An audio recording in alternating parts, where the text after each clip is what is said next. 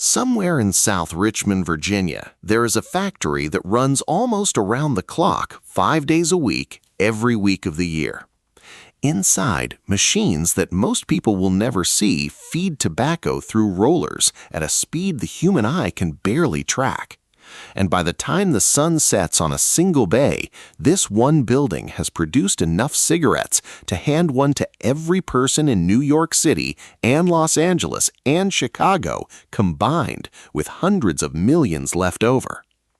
That factory belongs to Philip Morris, and the cigarette it makes more of than any other brand on earth is Marlboro. Here's the strange part. For the first 30 years of its existence, Marlboro was not a success story. It was a joke. It was marketed to women, it barely sold, and by most measures, it should have been quietly discontinued and forgotten, the way hundreds of other cigarette brands from that era were.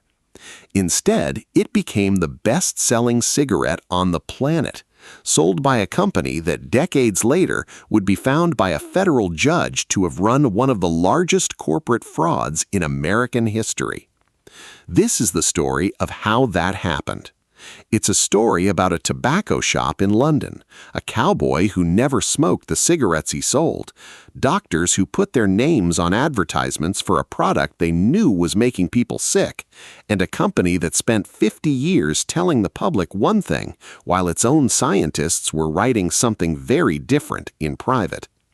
And at the center of it the whole time sits that one factory in Richmond, still running, still shipping product, long after the world found out what the company running it had known all along.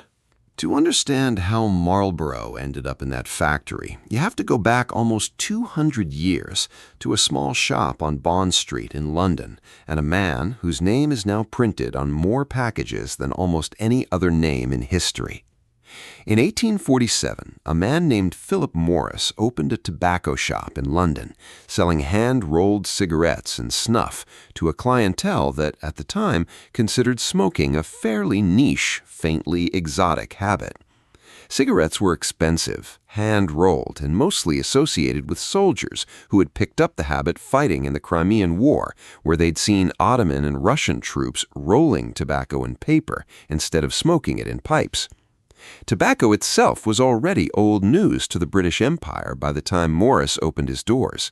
It had crossed the Atlantic from the American colonies for more than 200 years by then, ever since a settler named John Rolfe planted the first commercially viable tobacco crop in Jamestown, Virginia, back in 1612, using seeds smuggled in from the Caribbean.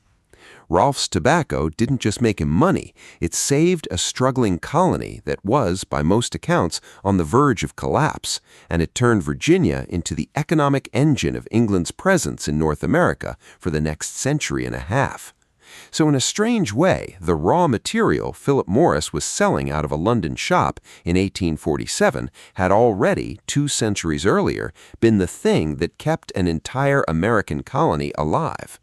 It's a detail that matters more than it seems, because more than 100 years later, tobacco would return the favor to one particular corner of that same state. Morris's shop did well enough. Within about 10 years, he was manufacturing his own cigarettes rather than just selling other people's, and by the time he died in 1873, Philip Morris and Company was one of the more established tobacco names in London. Morris himself didn't live to see any of what came next. He died relatively young, and the company passed out of his direct family's hands. His heirs eventually sold the business to a man named William Thompson, and it was Thompson who made the decision that would matter most for this story. In 1902, he brought the Philip Morris name across the Atlantic and began selling cigarettes under it in the United States. At that point, nothing about this company looked destined for the kind of dominance it would eventually have. It was a mid-sized player in an American tobacco market that was already crowded with bigger names. If you'd told anyone in 1910 that this company would one day operate the largest cigarette factory on earth, they would have had no reason to believe you. Philip Morris needed something to change, and in 1924, it tried something new. It just took 30 years to work. In 1924, Philip Morris launched a new cigarette brand.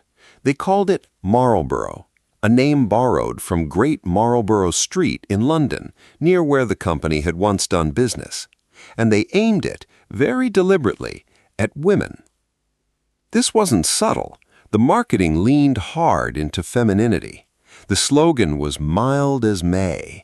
The cigarette had a filter tipped in ivory and later red, specifically so that lipstick marks wouldn't show. At a time when a woman smoking in public was still considered somewhat scandalous in a lot of social circles, Marlboro was positioned as the respectable, dainty option, a cigarette that wouldn't stain, wouldn't overwhelm, and wouldn't threaten anyone's idea of what a lady was supposed to do with her hands. It did not work particularly well. Marlboro spent decades as a minor brand, a niche product that barely registered next to the dominant cigarettes of the day, brands built around toughness, masculinity, and mass appeal, especially after World War II, when smoking rates in America climbed steeply and millions of returning soldiers kept the habit they'd picked up overseas. Marlboro, the mild, feminine, lipstick-safe cigarette, sat on the sidelines of that boom. By the early 1950s, Philip Morris had a decision to make. Filtered cigarettes were becoming more popular, partly because early health concerns about tar and unfiltered smoke were starting to circulate. Philip Morris wanted in on that shift. But Marlboro, the one filtered brand they already had sitting on the shelf, had a serious image problem. Filters, at that point, were seen as a feminine feature, and Marlboro couldn't have been more feminine if it tried. So the company made a choice that, in hindsight, is one of the most consequential rebranding decisions in the history of advertising. They didn't launch a new product. They took the same cigarette, gave it to a different advertising agency, and asked for something almost unthinkable. Turn this women's cigarette into a men's cigarette, without changing what's actually inside it. The agency was Leo Burnett's firm in Chicago, and in 1954 they came back with an idea that on paper sounds almost too simple to have worked: a cowboy.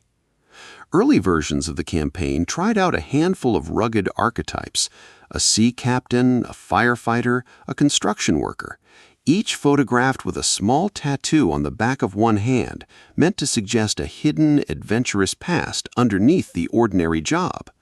But it was the cowboy that stuck. By the early 1960s, Philip Morris had dropped every other character and committed entirely to him. The tagline became "Come to Marlboro Country," accompanied by wide shots of open range, weathered hands, saddles, and a horizon that had nothing to do with lipstick or mildness whatsoever. It is one of the great ironies of American advertising that some of the men hired to play the Marlboro Man over the years were not smokers themselves or quit later in life, and that more than one of the actors associated with the campaign died of smoking-related illness, including lung cancer and emphysema, after years of being paid to represent a product as rugged, safe, and consequence-free. The image the public bought was a real cattle rancher on a real horse, weathered by real weather. The reality, more often than not, was a hired model on a rented horse on a rented ranch, shooting a handful of print ads and television spots over a few days before going home to a life that had nothing to do with Marlboro country at all. The campaign worked almost immediately. Sales that had been negligible turned into some of the fastest brand growth the tobacco industry had ever recorded. Within a couple of decades, Marlboro had gone from an afterthought to the best-selling cigarette in the United States, and not long after that, the best-selling cigarette on the planet. The same product, in the same paper, with the same tobacco inside it, had gone from a symbol of femininity to a symbol of rugged American masculinity, purely on the strength of who was photographed holding it. But the Marlboro Man wasn't the only place the tobacco industry was looking for a trustworthy face to put on a product people were starting to worry about. Around the same time Marlboro was reinventing itself as a cowboy's cigarette, the industry as a whole had already spent years reaching for an even more persuasive spokesperson: the family doctor. Starting in the 1930s and running well into the 1950s, it was completely normal to open a magazine or a medical journal and see an advertisement for cigarettes featuring a doctor or citing a survey of doctors as evidence that a particular brand was gentler on the throat than its competitors. The most famous version of this campaign belonged to R.J. Reynolds and its Camel brand, starting in 1946. The slogan was blunt: "More doctors smoke Camels than any other cigarette." The ads cited what were presented as independent, nationwide surveys, in one case claiming results from well over 100,000 physicians across every branch of medicine. It sounded like hard clinical proof. It wasn't independent at all. The surveying was carried out by the tobacco company's own advertising agency. Researchers approached doctors at medical conferences and in their offices, and in a lot of documented cases, they handed physicians free cartons of Camels before asking which brand they preferred. The doctors, pictured smiling in the finished advertisements, wearing white coats and stethoscopes, weren't even real physicians in many cases. They were actors, styled to look the part. This campaign ran for roughly 6 years before public scrutiny and shifting science made it untenable. Philip Morris ran its own versions of this same playbook. Advertisements from the era cited studies claiming that smokers who switched to Philip Morris brands experienced less throat irritation than smokers of other cigarettes, and the company placed these claims directly in medical journals, alongside sponsorships and support for cash-strapped medical associations during the Great Depression, when advertising dollars from a tobacco company were not something a struggling medical publication could easily turn away. None of this was really about doctors preferring one cigarette to another. It was about borrowing the credibility of a lab coat to quiet a growing public anxiety at a moment when the first serious research linking smoking to lung disease was starting to circulate, and the industry needed the public to trust cigarettes a little longer than the actual science would justify. Think about how deliberate that strategy actually was. A struggling medical association in the middle of the Great Depression needed advertising revenue to keep its journal in print. A tobacco company needed a physician's signature and a white coat in its next campaign. Both sides got what they needed, and the only party who didn't get a say in the arrangement was the reader flipping through the magazine, trying to decide whether a doctor's endorsement meant what it appeared to mean. It didn't. It meant the tobacco company had found a publication willing to sell it credibility by the page. By the early 1950s, the doctor endorsement ads were becoming harder to sustain because actual scientific research was catching up. Studies published in the early 50s were drawing a clearer and clearer line between cigarette smoke and lung cancer, and for the first time, the tobacco industry faced something it couldn't just advertise its way around. Its answer, on January 4, 1954, was a full-page advertisement that ran in more than 400 newspapers across the United States, reaching an estimated 43 million readers. It was titled, "A Frank Statement to Cigarette Smokers," and it was signed by the major tobacco companies of the era, including Philip Morris. The statement questioned the new research, insisted the case against smoking was unproven, and promised the public that the industry would fund independent research to get to the truth. It announced the creation of a new body, the Tobacco Industry Research Committee, staffed with what the ad called scientists of unimpeachable integrity. The entire campaign had been designed by the public relations firm Hill and Knowlton, and the strategy behind it was more sophisticated than simple denial. Rather than telling the public smoking was safe, the goal was to manufacture the appearance of a genuine, ongoing scientific controversy so that the actual mounting evidence would look like just one side of an unresolved debate instead of a settled medical fact. If people believed scientists were still arguing about it, they'd keep smoking while they waited for an answer that the industry had no intention of ever fully providing. It worked for decades, and it set the template that the tobacco industry, including Philip Morris, would follow for the rest of the 20th century. Acknowledge just enough uncertainty to survive the news cycle, fund research that could be selectively cited, and never, under any circumstances, admit internally what the public wasn't yet being told externally. What makes the frank statement worth dwelling on isn't just what it said, it's how well it worked as a piece of engineering in its own right, no different in spirit than the filter designs and factory layouts the same industry was perfecting at the same time. It was built for a single purpose, to buy time, and it did exactly that for the better part of 2 decades, while the science it claimed to be waiting on kept accumulating in the background. While all of this was happening in boardrooms and newspaper ads, Philip Morris was also building something enormous and very physical, the factory that would become the engine behind everything else. In 1973, the company opened its manufacturing center in South Richmond, Virginia, a 150-acre campus designed by the architect Gordon Bunshaft, whose firm, Skidmore, Owings and Merrill, was one of the most respected in the country.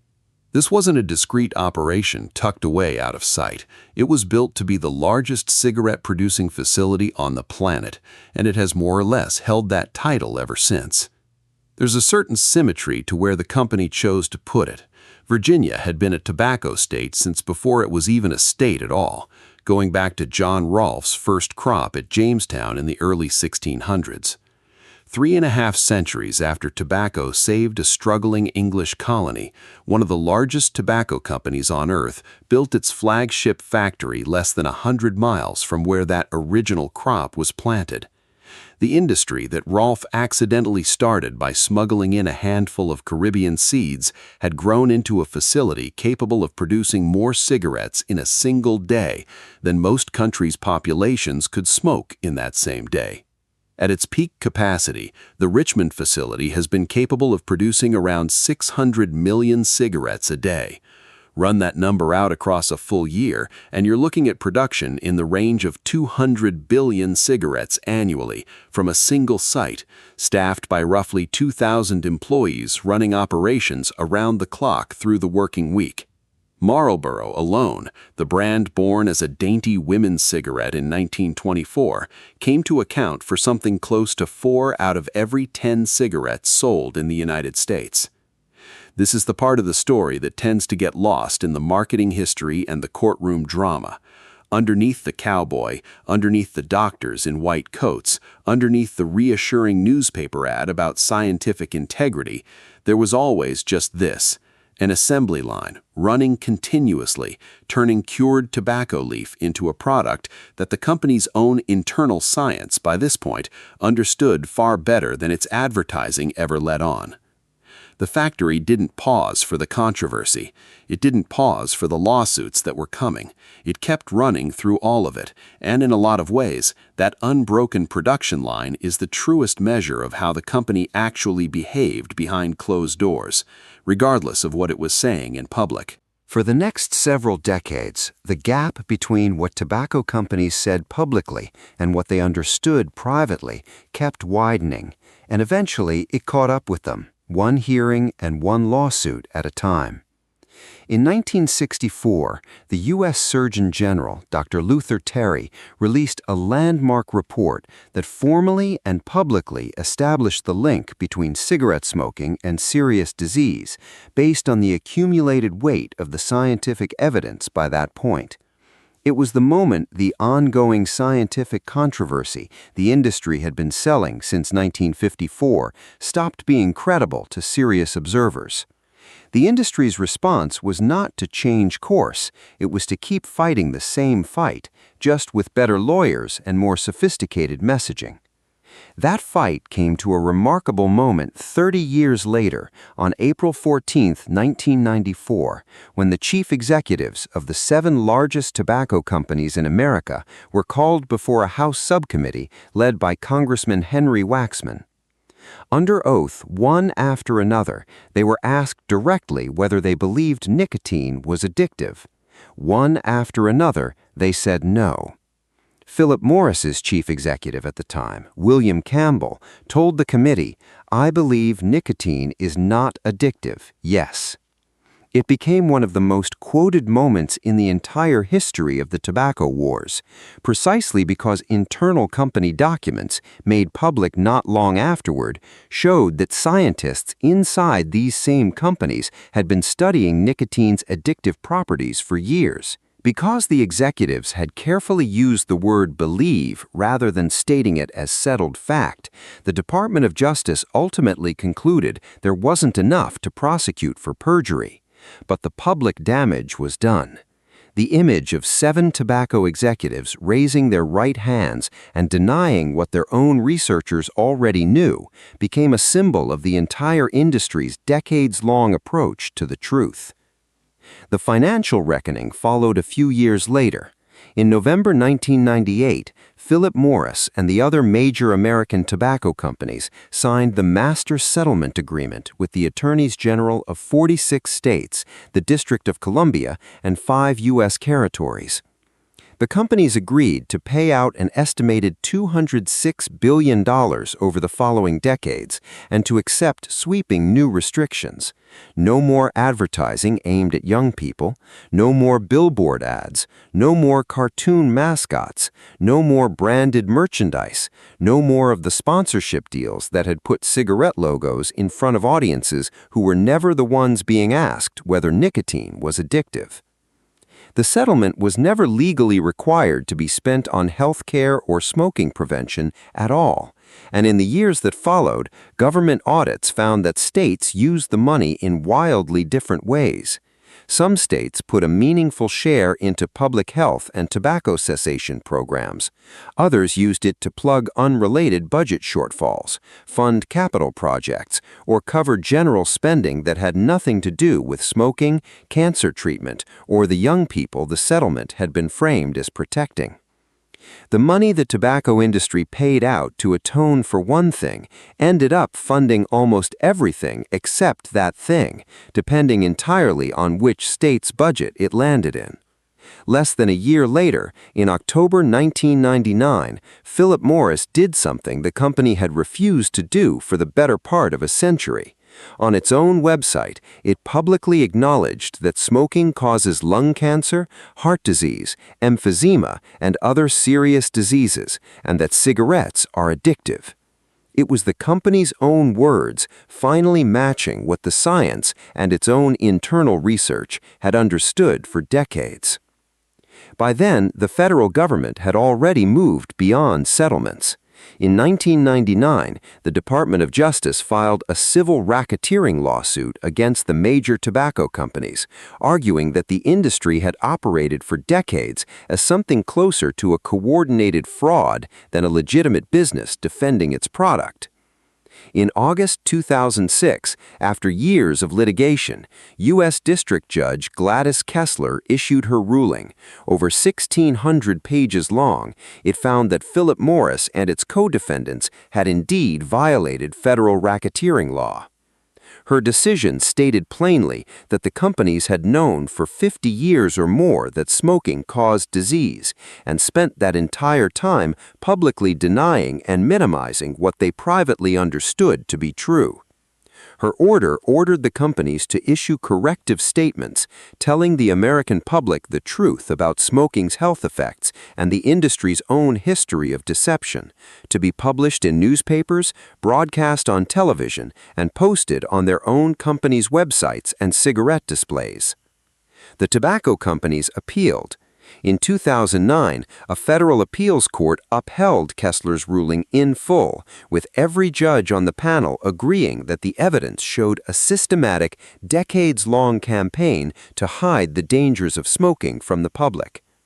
Even after that, the corrective statements themselves took years of additional legal wrangling over their exact wording before they finally began appearing more than a decade after Kessler's original ruling, forcing Philip Morris to publish, in its own name, some version of the facts it had spent 50 years trying to keep out of the conversation entirely. In January 2003, Philip Morris Companies changed its name. The parent corporation became Altria Group, a name with no obvious connection to tobacco, cigarettes, or Marlboro at all. Philip Morris USA continued to exist as a subsidiary, still making Marlboro, still running the Richmond factory, but the parent brand that had carried the company's name and its history for more than a century and a half quietly stepped out of the spotlight. A few years later, the company split its international and domestic operations into separate entities entirely, and in the years since, it has poured enormous investment into a new generation of products marketed as reduced-risk alternatives to traditional cigarettes, heated tobacco devices, nicotine pouches, and other products the company now promotes under language about harm reduction and a smoke-free future. The pitch is a familiar one, dressed in new packaging. These new products, the marketing insists, are fundamentally different from the cigarettes the same company spent a century defending. Whether that pivot represents a genuine change in direction or simply the newest chapter in a very old playbook is something regulators, public health researchers, and courts are still actively working through today. And it's worth remembering that the last time this industry asked the public to trust its own account of what a product did to the human body, it took a federal judge and 50 years of documents to get to the truth. And through every rebrand, every settlement, every ruling, every corporate name change, the Richmond factory has kept running. It survived the Frank Statement, the Waxman hearings, the Master Settlement Agreement, the RICO ruling, and the corrective statements the company was legally forced to publish about its own decades of deception. It is, depending on how you want to look at it, either a monument to one of the most successful brands in the history of advertising, or a very literal, very physical reminder that knowing the truth and acting on it are two entirely different things, and that a company can be found by a federal court to have deceived the public for 50 years and still keep the assembly line moving the following Monday morning.